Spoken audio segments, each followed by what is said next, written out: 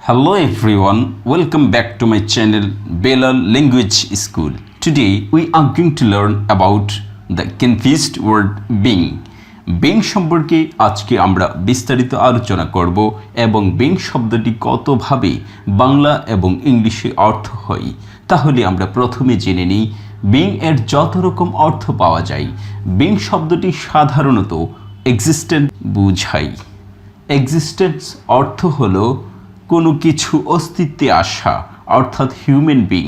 পৃথিবীতে মানুষের অস্তিত্বকে বোঝাতে হিউম্যান বিংস বলা হয়, হিউম্যান বিংস বলা হয়। অথবা কোনো কিছু অস্তিত্বে আসা, যেমন Bangladesh came into being in 1971।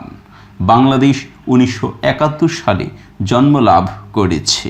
অথবা being is a present participle of be. be শব্দটি হচ্ছে বেস ফর্ম এবং be এর সাথে আইএনজি যুক্ত করে প্রেজেন্ট পার্টিসিপল করা যায় being, যেমন do, did, done, doing। doing যেমন লেখা যায় ঠিক তেমনি be এর প্রেজেন্ট পার্টিসিপল হচ্ছে being। being শব্দটা আসে be ভার্বের পরিবর্তে। was এর ছিল, এর পরিবর্তে being হচ্ছিল। am is are হয়, বিং হচ্ছে। শ্যাল বি উইল বি হবে বিং হতে থাকবে। এভাবে বিং এর বিভিন্ন অর্থ হয়। এখন আমরা দেখব সেন্টেন্সে কিভাবে বিং এর অর্থ হয়। তাহলে বিং শব্দটা আসলেই আপনি মাথায় নিয়ে নেবেন, অর্থাৎ চিন্তা করবেন হ শব্দটা থাকবে, বিভিন্নভাবে হ শব্দটা আসবে। তাহলে প্রথম সেন্টেন্সে আমরা দেখি you are being rude to your neighbour. তুমি তোমার প্রতিবেশীর প্রতি মন্দ হচ্ছ, অর্থাৎ দিন দিন মন্দ হচ্ছ। এখানে ডিউরেশন বোঝাবে, লাস্টিং বোঝাবে, অর্থাৎ ধীরে ধীরে বা ক্রমশ কোনো জিনিসের বৃদ্ধি অথবা কমতি বোঝাবে। আর ইউ আর রুড পারসন, তুমি একটা মন্দ লোক। এখানে কিন্তু বৃদ্ধিও হচ্ছে না, কমতিও হচ্ছে না, আর এখানে বৃদ্ধি পাচ্ছে। তাহলে বিহেভিয়ারের কোনো বৃদ্ধি পেলে তা এইটাকে বিং দ্বারা প্রকাশ করা হয়, আর বৃদ্ধি না পেলে শুধু অক্সিলারি। তাহলে বিং অর্থ হচ্ছে হচ্ছ, আর অর্থ হচ্ছে হও। বাংলা অর্থ উঠানো লাগে না হাও এর। ইউ আর রুড পারসন, তুমি একটা মন্দ লোক। তাহলে হাও এর অর্থটা আসে না, কিন্তু বুঝতে হবে যে হাও আছে। তৃতীয় সেন্টেন্সে I dreamed of being a doctor. আমি একজন ডাক্তার হওয়ার স্বপ্ন দেখি। তাহলে বিং অর্থ হচ্ছে হওয়ার। এই হওয়ার মানে হচ্ছে ক্রমশ কোনো স্বপ্নের কাছাকাছি পৌঁছে যাবে। এভাবে কোনো ধীরে ধীরে বৃদ্ধি পাওয়াকে বিং বলা হয়। তাহলে এখানে বিং এর অর্থ হচ্ছে হওয়ার, হচ্ছ, হও, হওয়ার। এখানে আসুন, do you like being a doctor? তুমি কি ডাক্তার হওয়া পছন্দ করো? তাহলে এখানে বিং অর্থ হবে হতে। তৃতীয় সেন্টেন্সে আসুন, এটা সেন্টেন্সের শুরুতেই ব্যবহৃত হয়েছে। Being a teacher is a lot of hard work. যদি শিক্ষক হতে চাও অনেক পরিশ্রম করতে হবে, অথবা শিক্ষক হওয়া অনেক পরিশ্রমের কাজ। তাহলে এখানে বিং অর্থ হচ্ছে হওয়া। তারপরের সেন্টেন্সে দেখুন, I don't mind being a famous. আমি কিছু মনে না করে বিখ্যাত হতে চাই। তাহলে এখানে বিং এর অর্থ হচ্ছে হতে। তারপরের সেন্টেন্সে দেখুন, being a good student doesn't mean a good boy. ভালো ছাত্র হওয়া আর ভালো বালক হওয়া এক কথা নয়। তাহলে এখানে বিং অর্থ হচ্ছে হওয়া দ্বারা, ভালো ছাত্র হওয়া দ্বারা। পরের অংশে আসুন, এখানে পেসিভ ভয়েস। পেসিভ মানে হচ্ছে নিষ্ক্রিয়, অ্যাক্টিভ হচ্ছে সক্রিয়। যে কাজটা করে সে যদি সেন্টেন্সের শুরুতে থাকে তাহলে এটা হচ্ছে অ্যাক্টিভ ভয়েস। আর যে কাজটা করে সে যদি সেন্টেন্সের পরে চলে যায় এবং অবজেক্ট বা যা করা হয় তা যদি সেন্টেন্সের সামনে চলে আসে তাহলে এটা হয়ে যাবে পেসিভ ভয়েস। অ্যাক্টিভ ভয়েস হচ্ছে কর্তা প্রধান, পেসিভ ভয়েস হচ্ছে কর্মপ্রধান। পেসিভ ভয়েস উইথ বিং তিনটা সেন্টেন্সের হয়ে থাকে। এটা হচ্ছে পাস্ট প্রগ্রেসিভ বা past continuous, present continuous and future continuous.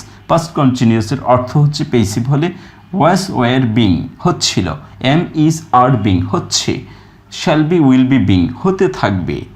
আর এটার অ্যাক্টিভ একটা ছিল তাহলে এখানে দেখুন I am sweeping your room, আমি তোমার রুমটা ঝাড়ু দিচ্ছি। এটাকে পেসিভ হলে your room is being swept by me, তোমার রুমটা আমার দ্বারা ঝাড়ু দেওয়া হচ্ছে, অথবা হচ্ছিল, অথবা হতে থাকবে। তারপরে আসুন I am afraid of dog, am এর পরিবর্তে হয়েছে বিং অ্যাফ্রেড অফ ডগ, কুকুরের ভীত হয়ে, অথবা I am afraid of dog, আমি কুকুরে ভীত, কুকুরকে ভয় পাই। তাহলে এটা বিং দ্বারা করা যায়। বিং অর্থ হচ্ছে হয়ে, এখানে বিং অর্থ হচ্ছে হয়ে। তারপরের সেন্টেন্স আসুন নট বিং অ্যাফ্রেড অফ, ভীত না হয়ে, অর্থাৎ ভীত না হয়ে, আমি কুকুরে ভীত না হয়ে। তাহলে এবার এখানে আসুন Mister Fida who is a student cannot go to school, who is a student, মাঝখানে একটি ছোট সেন্টেন্স ব্যবহৃত হয়েছে। তাহলে এখানে হু উঠে যাবে, ইজ উঠে যাবে, এটা বিং হয়ে যাবে। মিস্টার ফিডা বিং এ স্টুডেন্ট, উপরেরটা হচ্ছে mister Fida who is a student, জনাব ফিদা যে একজন ছাত্র স্কুলে যেতে পারে না। নিচেরটার অর্থ হচ্ছে ছাত্র হয়েও মিস্টার ফিদা স্কুলে যেতে পারে না, তাহলে বিং অর্থ হয়েও। তৃতীয় সেন্টেন্সে বিং এ স্টুডেন্ট, অর্থাৎ ছাত্র হয়েও Mister Fida cannot go to school, তাহলে এটা তিনভাবে লেখা যায়। তারপরে আসুন সিন্স অ্যাজ বিকজ, কারণে বা হওয়ায়, লেট শেষে একটা অ্যাডজেক্টিভ বা নাউন থাকবে। সিন্স অ্যাজ বিকজ যে কোনো একটি নেব কারণে, বিং অর্থ হওয়ায়। ফিডা কুডন্ট ওয়াচ দিস ম্যাচ, ফিদা ম্যাচটি দেখতে পারেনি, তাহলে এখানে বিং অর্থ হওয়ার বা হওয়াই, অথবা হওয়ার কারণে, এখানে বিং অর্থ হওয়ার কারণে।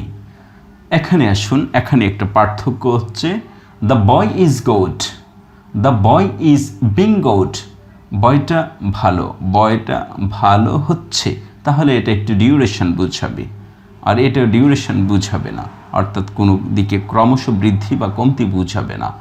তারপরে আসুন in spite of being poor he is honest, in spite of being poor he is honest, এটা হচ্ছে সিম্পল সেন্টেন্স। এটার দুটি সেন্টেন্স রয়েছে কম্পাউন্ড এবং কমপ্লেক্স এবং কম্পাউন্ডের দুইটি আলাদা আলাদা সেন্টেন্স।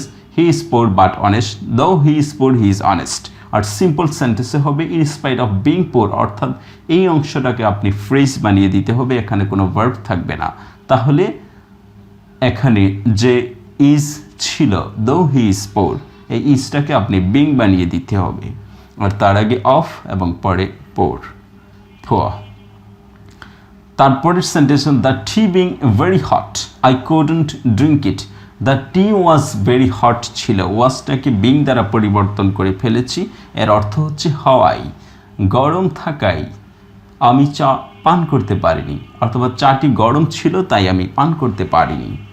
তারপরে দেখুন the meeting being over we went back home, সভা শেষে, অথবা সভা শেষ হওয়ার পর, অথবা সভা শেষ হওয়ায়, এখানে বিং অর্থ শেষে, শেষ হওয়ায়, শেষ হওয়ার পর যে কোনো একটা ব্যবহার করতে পারেন। The meeting being over we went back home, সভা শেষে আমরা বাড়ি ফিরে গেলাম। তারপরে আরেকটা সেন্টেন্স দেখুন দ্য সান হ্যাভিং স্যাট, এইটা দিয়েছি কনফিউশন দূর করার জন্য, অর্থাৎ যেখানে আপনার কনফিউশন হবে এখানে বিং দেব না হ্যাভিং দেব, এই কনফিউশনটা দূর করার জন্য হ্যাভিংয়ের একটি উদাহরণ লেখা হয়েছে, অর্থাৎ আফটার হ্যাড সেট এই দুই শব্দ থাকলেই আপনি ওখানে হ্যাভিং দিতে পারেন, অর্থাৎ প্রথম অংশটাকে আপনি ফ্রেজ বানাবেন, কোনো ভার্ব থাকবে না, তাই হ্যাভিং হয়ে যাবে। এইটা হচ্ছে কনফিউজ দূর করার জন্য, কোথায় বিং হবে কোথায় হ্যাভিং হবে। এভাবে আমরা শিখে ফেললাম বিং এর বিভিন্ন অর্থ। তাই এখানে বিং যতভাবে লেখা আছে তার অর্থ ততভাবে উঠানো আছে। আপনি কয়েকবার রিভিশন দিয়েই এই বাংলা অর্থটা দেখলেই বিং সম্পর্কে আপনার কনফিউশন দূর হয়ে যাবে, কারণ এই বিং শব্দটা ইংরেজিতে বহুল ব্যবহৃত হয়। Thank you for watching this video. If you find this video helpful for you, don't forget to subscribe my channel. Keep learning with my channel. Have a nice day. Bye bye.